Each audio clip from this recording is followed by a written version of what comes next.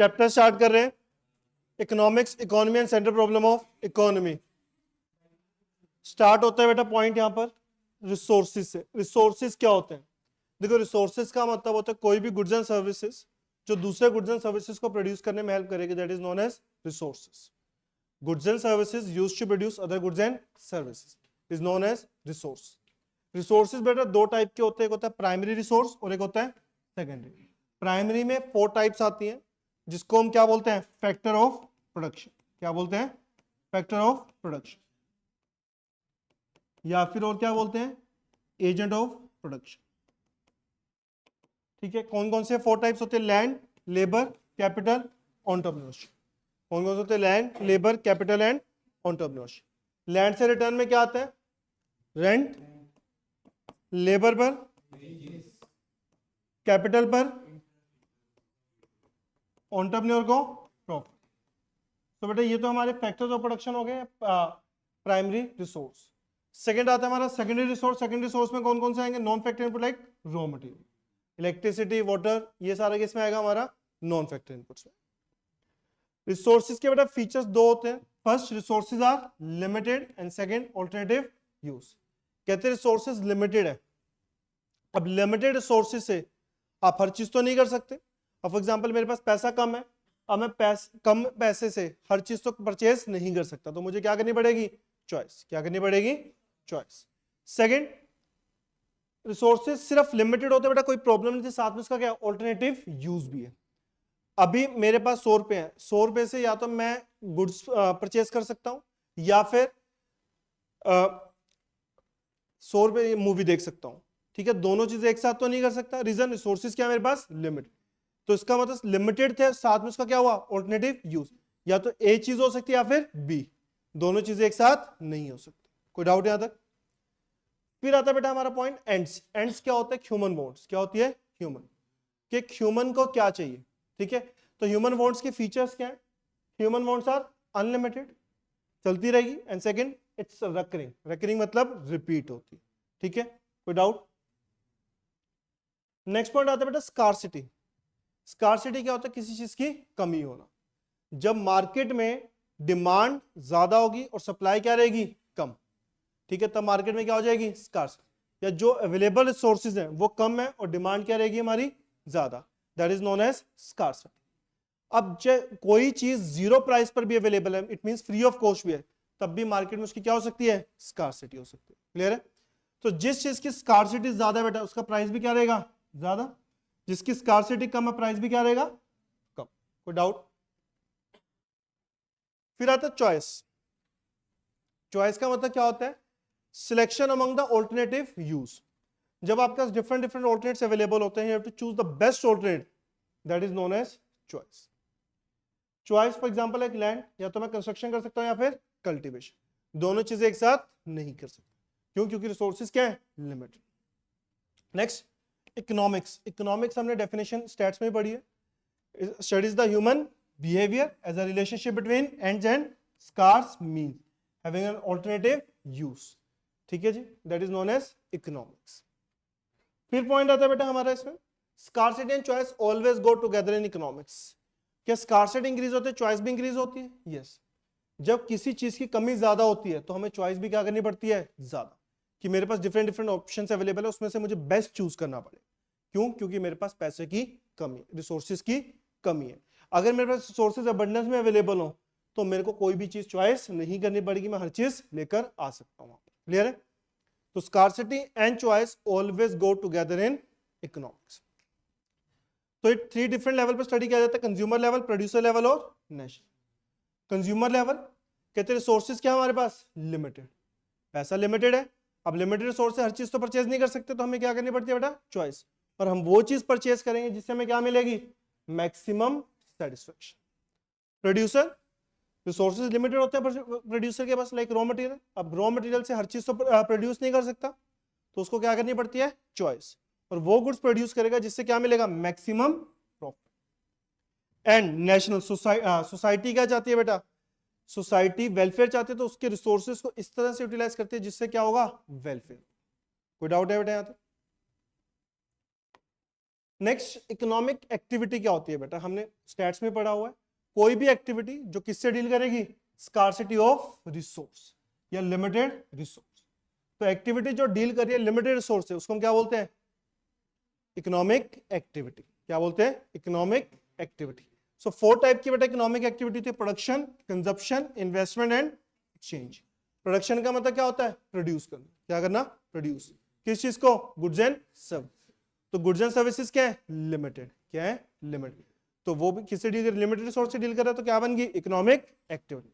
Consumption क्या मतलब, consume करना। किस चीज को, गुड्स एंड सर्विस। तो गुड्स एंड सर्विसेज क्या है, लिमिटेड। तो ये भी क्या बन गई, इकोनॉमिक एक्टिविटी। इन्वेस्टमेंट, पैसा लगाना, किस चीज में, मशीन में। तो दोनों चीजें क्या होती हैं, लिमिटेड। तो ये भी क्या बन गई, economic activity. And exchange, exchange का मतलब क्या होता है, सेल परचेज करना। किस चीज का, गुड्स एंड सर्विस। तो ये भी क्या बन जाएगी बेटा, इकोनॉमिक एक्टिविटी। कोई डाउट यहां तक। फिर पॉइंट आता है बेटा हमारा इकोनॉमी। तो जो भी हमारी इकोनॉमिक एक्टिविटीज है वो क्यों कर रहे हैं, पैसा कमाने के लिए, अपनी लिविंग अर्न करने के लिए। तो sum total of all economic activity is known as economy. Next, economic agents कौन होते हैं बेटा, वो पर्सन जो इकोनॉमिक डिसीजन लेने में हेल्प करेंगे, उसको हम क्या बोलते हैं, economic agent. May be it consumer, may be it can producer. अब कंज्यूमर कैसे, हम लोग डिमांड करते हैं तो प्रोड्यूसर प्रोड्यूस करेगा, तो प्रोडक्शन से जीडीपी बढ़ेगी, नेशनल इनकम बढ़ेगी, तो इकोनॉमी ग्रो करेगी। तो अगर हम डिमांड ही नहीं करेंगे तो ये सारी चीजें नहीं होने वाली। समझ आया पॉइंट। नेक्स्ट आता है बेटा पॉइंट, इकोनॉमिक प्रॉब्लम। कहते हैं जो चॉइस की प्रॉब्लम अराइज हुई, क्यों अराइज हुई चॉइस, बिकॉज ऑफ स्कार्सिटी। तो स्कार्सिटी ही क्या है, इसका मेन कोज है। तो 3 कॉजेज है बेटा। First, unlimited wants. कहते हैं ह्यूमन वांट्स क्या होती हैं, अनलिमिटेड। अब अनलिमिटेड वांट्स हैं, ठीक है, और हर वांट को तो हम सेटिस्फाई नहीं कर सकते विद रिसोर्सेज, सो हमें क्या करनी पड़ती है बेटा, choice, which is the main cause of economic problem. Clear. Second, limited resources.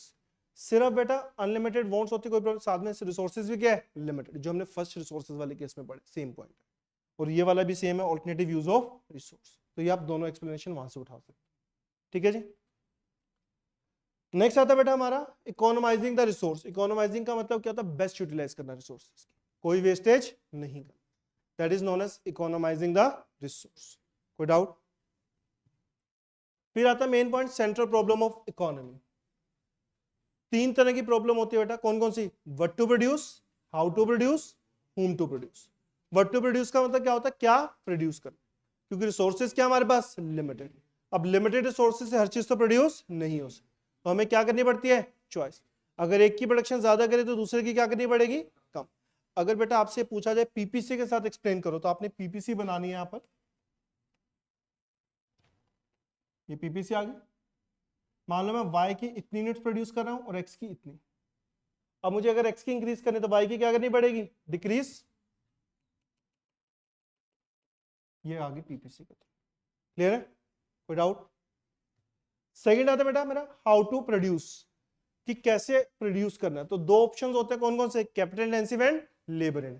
Capital में क्या होता है, more use of machine and less use of labour, और लेबर में more use of labour and less use of machine. For whom to produce, किसके लिए produce करना है। तो इसमें बेटा 2 चीजें आ सकती है, एक तो जो मैंने एक्सप्लेनेशन दी और एक बुक में जो है, बुक में जैसे रिच के लिए करना है या फिर पुअर। और यहां पर जो मैंने लिखा कि आपके पास 2 तरह की प्रॉब्लम आती है, distribution of goods and distribution of income. Goods limited होते हैं इसलिए हर बंदे को तो नहीं मिल सकते, और इनकम कैसे डिस्ट्रीब्यूट करें कि इक्वालिटी रहे, ना कि रिच रिच होता जाए और पुअर पुअर, क्योंकि इनकम से क्या जनरेट होती है, परचेजिंग पावर जनरेट होती है।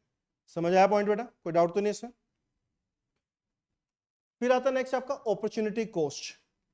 अपॉर्चुनिटी कॉस्ट क्या होता है, नेक्स्ट बेस्ट ऑल्टरनेटिव यूज, कि एक चीज को छोड़कर जो आप दूसरी चीज पर जा रहे हो तो उससे कितना बेनिफिट मिल रहा है। फॉर एग्जाम्पल एक पर्सन है, वो स्कूल में जॉब करते हैं, वो कहते हैं सर मैं स्कूल में जॉब करने से मुझे 25,000 की अर्निंग हो रही है पर मंथ, बट अगर मैं वही चीज अपना टाइम अपने इंस्टीट्यूट को देता हूँ तो मेरी अर्निंग 30,000 तक की हो जाएगी। तो उसने उसको स्कूल की जॉब छोड़नी पड़ेगी, तो 30,000 को अर्न करने के लिए उसने किसका सैक्रिफाइस किया, 25,000। That is known as opportunity cost. समझ आया बेटा पॉइंट। और रीजन वही रहेंगे कि रिसोर्सेज क्या है, लिमिटेड, और साथ में उसका क्या है, ऑल्टरनेटिव यूज। कोई डाउट। नेक्स्ट आता है बेटा marginal opportunity cost. Marginal opportunity cost क्या होती है कि एक की प्रोडक्शन को इंक्रीज करने के लिए जो दूसरे का आपको क्या करना पड़ा, sacrifice, that is known as marginal opportunity cost. समझ आ रहा है बेटा पॉइंट? और वो इंक्रीज क्यों होती है? क्योंकि रिसोर्सेज इक्वली एफिशिएंट नहीं होते। लिखा भी हुआ मैंने यहां पर, because resources are not equally efficient. For example like बेटा एक्स की प्रोडक्शन के लिए मुझे 1 रॉ मटेरियल चाहिए 1 फिनिश गुड के लिए, जरूरी नहीं है कि वाई के लिए भी मुझे 1 रॉ मटेरियल चाहिए होगा। क्या पता मुझे वाई के लिए 2 रॉ मटेरियल चाहिए, तब जाकर क्या बनेगा 1 फिनिश गुड। तो अगर मुझे इसकी 1 यूनिट बढ़ानी है तो इसका कितना कम करना पड़ेगा, 2। अगर मुझे इसकी 2 यूनिट इंक्रीज करनी है तो उसके कितना सेक्रीफाइस करना पड़ेगा, 4। समझ आया पॉइंट? क्योंकि रिसोर्सेज इक्वली एफिशिएंट नहीं है। तो फॉर्मूला होता है loss of Y over gain of X. Loss हमेशा न्यूमरेटर में आएगा और गेन हमेशा डिनोमिनेटर।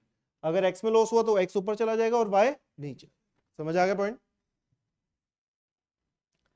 प्रोडक्शन पॉसिबिलिटी क्या होता है? कॉम्बिनेशन ऑफ 2 गुड्स जो कि आप क्या कर रहे हो, प्रोड्यूस कर रहे हो with full and efficient utilization of resource. That means कोई भी वेस्टेज नहीं हो, that is known as production possibility. और कर्व क्या होगी बेटा? सेम डेफिनेशन आगे क्या लग जाएगा, ग्राफिकल प्रेजेंटेशन। इसकी अजम्पशन होती है कि रिसोर्सेज फुल यूटिलाइज होगा, प्रोडक्शन 2 गुड्स की होंगी, ऑल्टरनेटिव यूज होगा रिसोर्सेज के, टेक्नोलॉजी क्या रहेगी, कांस्टेंट, रिसोर्सेज क्या रहेंगे, फिक्स, और रिसोर्सेज नॉट इक्वली एफिशिएंट। देखो यहां पर स्टार्टिंग में तो बेटा कोई सेक्रीफाइस कोई गेन नहीं होता। मैंने 0 यूनिट इसकी प्रोड्यूस करी, इसकी 15, तो एमओसी तो कुछ भी नहीं आया मेरा, मार्जिनल अपॉर्चुनिटी कॉस्ट। अगर मैंने इसकी 1 यूनिट ज्यादा करी तो उसका सेक्रीफाइस करना पड़ेगा क्योंकि रिसोर्सेज क्या है, लिमिटेड। तो कितने का सेक्रीफाइस हुआ, 1। गेन कितने का हुआ, 1 आ गया।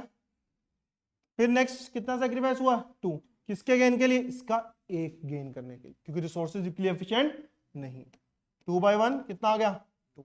ऐसे करते करते वैल्यूज आ गई बेटा। तो एमओसी क्या हो रहा है, इंक्रीज। तो पीपीसी की कर्व आती है कनकेव टू ओरिजिन। तो इसके ऊपर बेटा जितने मर्जी पॉइंट हो जाए, ठीक है, A B C D E F, जितने मर्जी भी पॉइंट आ रहे, सिर्फ इस पीपीसी के ऊपर, it means full utilization of resource, कोई वेस्टेज नहीं हो रही। समझ आ रहा है पॉइंट? कोई भी पॉइंट बेटा पीपीसी के अंदर आ रहा है उसको क्या बोलते हैं, अंडर यूटिलाइजेशन, या फिर और क्या बोलेंगे, वेस्टेज। डिस्ट्रॉय नहीं हुए, क्या हुए, वेस्ट हुए। Any point outside the PPC unattainable, मैं अटेन ही नहीं कर सकता उस चीज को, क्योंकि मेरे पास ना तो रिसोर्सेज है ना टेक्नोलॉजी है कि मैं वहां तक पहुंच पाऊं। बट अगर मेरे रिसोर्सेज और टेक्नोलॉजी इंक्रीज हुई तो मैं वहां तक पहुंच सकता हूं। कोई भी पॉइंट पीपीसी के एंड पर है, इट शोज कि हम maximum unit of both the goods can be produce, कि इतनी ही प्रोड्यूस कर सकते, इससे ज्यादा प्रोड्यूस नहीं कर सकते। कोई डाउट है बेटा यहां तक? फिर पीपीसी की शेप क्या थी, डाउनवर्ड स्लोपिंग आ रही है। क्यों आ रही है, क्योंकि रिसोर्सेज क्या है, लिमिटेड। और साथ में आपसे पूछा कनकेव क्यों है, क्योंकि एमओसी क्या हो रहा है, इंक्रीज। क्या हो रहा है, एमओसी इंक्रीज। कोई डाउट है बेटा यहां तक? और अब आपको क्वेश्चन कैसे आएगा, लाइक उन्होंने पूछा है why PPC is concave to origin, explain, 3 mark question. तो आपने कैसे अटेम्प्ट करना है, पहले पीपीसी की डेफिनेशन, फिर शेड्यूल, कर्व, फिर आपने ये पॉइंट एक्सप्लेन करना। सेम अगर आपसे पूछा भाई पीपीसी स्लोप्स डाउनवर्ड, पहले पीपीसी की definition, schedule, curve, then PPC slopes downward क्यों है वो एक्सप्लेन। क्लियर है बेटा पॉइंट? फिर पॉइंट प्रिंसिपल जो मैंने आपको साथ के साथ अभी एक्सप्लेन कर दिए थे। फिर पॉइंट आता है बेटा पीपीसी स्ट्रेट लाइन भी हो सकती है, कब, जब एमओसी क्या रहेगा, सेम। देखो कितना सेक्रीफाइस हुआ, 4। गेन कितना हुआ, 1, 4/1 4। फिर सेक्रीफाइस कितना हुआ, 4। गेन कितना हुआ, 1, 4 आ गया। तो एमओसी क्या आ रहा है सब में, सेम। अगर एमओसी सेम आएगा तो पीपीसी क्या रहेगी, स्ट्रेट लाइन। क्या रहेगी, स्ट्रेट लाइन। कोई डाउट? पीपीसी कन्वेक्स भी हो सकती है बेटा, कब, जब एमओसी क्या हो रहा होगा, डिक्रीज। देखो पहले सेक्रीफाइस ज्यादा का हुआ, फिर कम कम। क्लियर? वो कम होता जाएगा, जैसे पहले वाले केस में सेक्रीफाइस ज्यादा होता गया, इसमें कम होता। तो पीपीसी क्या बनेगी बेटा, कन्वेक्स। कोई डाउट है यहां तक? फिर पॉइंट आता है बेटा पीपीसी शिफ्ट कब होगी। देखो शिफ्ट 2 रीजन से होती है, तो टेक्नोलॉजी चेंज होगी या रिसोर्सेज चेंज होगी। इन दोनों में चेंज होने की वजह से दोनों गुड्स की प्रोडक्शन चेंज हो रही है, तब तो पीपीसी क्या हो जाएगी, शिफ्ट। मैंने कहा टेक्नोलॉजी और रिसोर्सेज चेंज होने से production of both the goods change. मैं ये नहीं कह रहा एक्स की चेंज होगी या वाई की चेंज होगी, राइट की तरफ या लेफ्ट, मैंने कहा चेंज हो रही है तो शिफ्ट होगा। सर टोपी थोड़ी सी ऊपर कर लो, दिख जाएगा। तो शिफ्ट दो तरीके से होती है, राइटवर्ड भी हो सकती है और लेफ्टवर्ड। राइटवर्ड शिफ्ट कब होगी बेटा? जब production both the goods will increase. क्या हो रही है? इंक्रीज। कब इंक्रीज होगी? या तो रिसोर्सेज इंक्रीज हुए, टेक्नोलॉजी इंक्रीज हुई है, उससे दोनों गुड्स की प्रोडक्शन क्या होगी? इंक्रीज। तो क्या होगी? राइटवर्ड। और अगर दोनों गुड्स की प्रोडक्शन डिक्रीज हो रही है, क्यों हो रही है? या तो रिसोर्सेज डिक्रीज होंगे या टेक्नोलॉजी डिक्रीज होगी, उससे दोनों गुड्स की प्रोडक्शन डिक्रीज। तो क्या होगा? Leftward shift. कोई डाउट है यहां तक? नेक्स्ट रोटेशन कब होगी बेटा? रोटेशन होगी रिसोर्सेज और टेक्नोलॉजी चेंज होने से सिर्फ सिंगल गुड की प्रोडक्शन चेंज होगी। कितने गुड्स की? Single good. वो एक्स भी हो सकता है और वाई। ठीक है। अब राइटवर्ड कब होगा बेटा? अगर टेक्नोलॉजी इंक्रीज हो, रिसोर्सेज इंक्रीज हुए, उससे सिर्फ एक्स गुड की प्रोडक्शन इंक्रीज हो रही है, तो अगर राइटवर्ड रोटेट वर्ड्स एक्स। अगर वाई की इंक्रीज हुई है तो rightward rotate towards Y, but उस टाइम पर दूसरे गुड की प्रोडक्शन क्या रहेगी? सेम। कोई डाउट? एंड लेफ्टवर्ड कब होगा बेटा? रिसोर्सेज और टेक्नोलॉजी डिक्रीज हो रहे हैं, उससे सिर्फ सिंगल वुड की प्रोडक्शन क्या हो रही है? डिक्रीज। तो एक्स भी हो सकता है और वाई भी हो सकता है। कोई डाउट है बेटा यहां तक? क्लियर है? अब आता है नेक्स्ट पॉइंट, माइक्रो इकोनॉमिक्स कौन सी होती है? माइक्रो जो स्मॉल लेवल पर स्टडी करती है, इंडिविजुअल लेवल पर स्टडी करती है। ठीक है। इसके मेजर टूल कौन से होते हैं? Demand and supply. और इसमें हम क्या सेट करते हैं? प्राइस। इसलिए इसका अनदर नेम क्या होता है? Price theory. क्या नेम होता है? Price theory. मैक्रो इकोनॉमिक्स बेटा जो लार्ज स्केल पर स्टडी किया जाता है, एग्रीगेट लेवल पर स्टडी किया जाता है। इसके मेजर टूल होते हैं aggregate demand and aggregate supply. और इसमें हम चेक करते हैं बेटा इनकम एंड एम्प्लॉयमेंट किस पॉइंट पर इक्वल हो रही है, तो उसको हम क्या बोलते हैं? Income and employment equilibrium. कोई डाउट? पक्का? डिफरेंस तो हो जाएगा ना बेटा इसका। फिर आता है बेटा हमारा जो हमने सेंट्रल प्रॉब्लम पढ़ी थी, what to produce, how to produce and for whom to produce, उसको कैसे सोल्व कर सकते हैं। तो तीन इकोनॉमी होती है, market economy, centrally planned economy and mixed. Market economy means जहां पर producer will decide, private sector will decide what to produce, how to produce and for whom to produce. अब प्राइवेट सेक्टर का main motive क्या रहेगा? Profit. तो वो ही goods produce करेगा व्हाट टू प्रोड्यूस में जो गुड्स डिमांड में ज्यादा होंगे और सप्लाई में कम होंगे, सो दैट कि मार्केट में उसका प्राइस क्या होगा? इंक्रीज, और उसको प्रॉफिट क्या मिलेगा? मैक्सिमम। क्लियर है? और हाउ टू प्रोड्यूस वो टेक्निक लगाएगा जिससे उसकी कॉस्ट क्या रहेगी? कम, और रेवेन्यू क्या रहेगा? ज्यादा, so that profits are maximised. और होम टू प्रोड्यूस किसके लिए प्रोड्यूस करेगा? Mainly for richer section, because they have ability to pay high price for the goods. तो इसलिए वो पुअर के लिए नहीं करेगा, किसके लिए करेगा? रिच के लिए। समझ आया बेटा point? Next centrally planned economy, जहां पर government will decide what to produce, how to produce and for whom to. अब गवर्नमेंट करे तो बेटा मेन मोटिव क्या रहेगा? वेलफेयर। तो वो गुड्स प्रोड्यूस करेगा जिससे क्या होगा? सोसाइटी को यूजफुल होंगे, वेलफेयर होगा। वो टेक्निक लगाएगा जिससे क्या मिलेगी? एम्प्लॉयमेंट। और मोर गुड्स किसके लिए प्रोड्यूस करेगा? Mainly for poorer section, because इससे इक्वालिटी आई। एंड थर्ड बेटा मिक्स्ड इकोनॉमी, जिसमें दोनों ही मिक्सचर हो, प्रॉफिट भी और वेलफेयर। रिच के लिए भी प्रोड्यूस किया जाएगा और पुअर के लिए भी प्रोड्यूस किया जाएगा। समझ आ रहा है बेटा पॉइंट? कोई डाउट तो नहीं इससे? नेक्स्ट पॉइंट आता है बेटा हमारा पॉजिटिव और नॉर्मेटिव में डिफरेंस क्या। पॉजिटिव इकोनॉमिक्स वो इकोनॉमिक्स होती है जो वेरीफाई कर सकते हो, जो फैक्ट्स के ऊपर बेस्ड होगी, उसको हम क्या बोलते हैं? पॉजिटिव। और नॉर्मेटिव होती है, नॉर्मेटिव कौन सी होती है? जो सजेशंस के ऊपर बेस्ड होती है, जिसको हम वेरीफाई नहीं कर सकते, वो क्या होगी? Normative. For example like positive में मैं कहता हूं पिछले 10 ईयर से मार्केट में प्राइसेस इंक्रीज हो रहे हैं, तो वेरीफाई कर सकते हैं, तो कौन सा होगा? पॉजिटिव। मैं कहता हूं पिछले 10 सालों से गवर्नमेंट स्टेप्स भी ले रही है, तो उसको तो नहीं चेक कर सकते, तो वो किस में आएगा? नॉर्मेटिव। समझ कैसे कर सकते हो बताओ? गवर्नमेंट ने कहा कि हमने स्टेप्स लिए हैं, पेपर्स में दिखा दिया, पर लिए होते तो उससे कुछ तो रिजल्ट निकलता ना। ठीक है।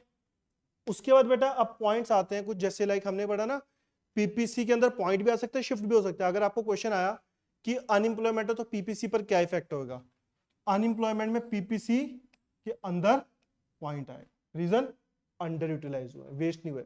अगर उन्होंने कहा कि अर्थक्वेक आ गया जिसकी वजह से काफी लोगों की डेथ हो गई है, तो पीपीसी पर क्या इफेक्ट होगा? तो पीपीसी अंदर की तरफ शिफ्ट। तो बस ये ध्यान रखना है पॉइंट में क्वेश्चन पढ़ते हुए कि अगर अंडर यूटिलाइज हुआ है तो अंदर पॉइंट आएगा, और अगर डिस्ट्रॉय हुआ है तो अंदर शिफ्ट हो जाए। ये चीज ध्यान रखें, क्योंकि बाहर वाले तो पता ही है पॉइंट, बाहर वाले में तो शिफ्ट ही होगी बाहर, ठीक है, नहीं तो पॉइंट तो आ ही नहीं सकता, अनअटेनेबल है वो तो, ठीक है। तो इसमें कंफ्यूजन आती है अंदर वाले पॉइंट में, तो ये जो थोड़ा ध्यान से करना, ठीक है जी। इसका टेस्ट परसों है, क्लियर। अभी स्टार्ट कर दो रिवीजन करनी इसकी।